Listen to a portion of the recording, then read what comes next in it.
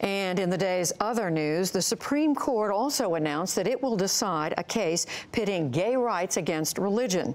At issue is whether a Denver baker acted legally when he refused to sell a same-sex couple a wedding cake. He cited his religious beliefs.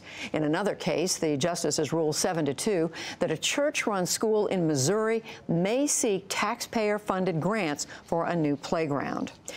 President Trump has again accused former President Obama of failing to stop Russian interference in the 2016 election.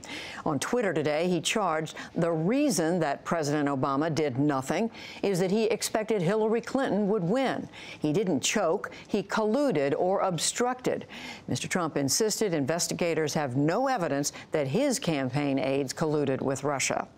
British Prime Minister Theresa May struck a deal with a Northern Ireland party today to bolster her minority government. May's Conservatives lost their majority in this month's election. Now they've agreed to provide some $1.3 billion in extra funding to Northern Ireland. That is in return for the Democratic Unionist Party's 10 votes in Parliament. British officials now say that 75 high-rise buildings tested for fire safety have failed.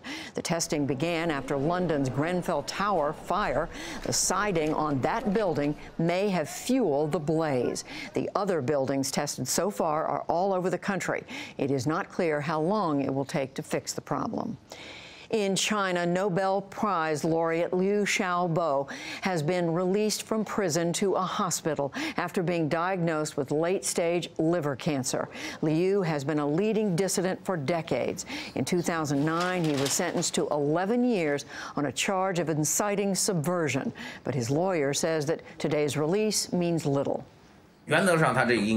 In principle, he will not be allowed to see guests or visitors because of the special nature of his case. Under medical parole, a person is still serving a term while being treated in a medical facility, even if it's outside of prison.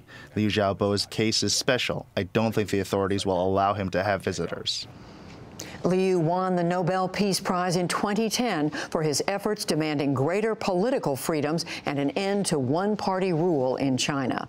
Back in this country, the family of Philando Castile has reached a $3 million settlement over his fatal shooting by a Minnesota police officer.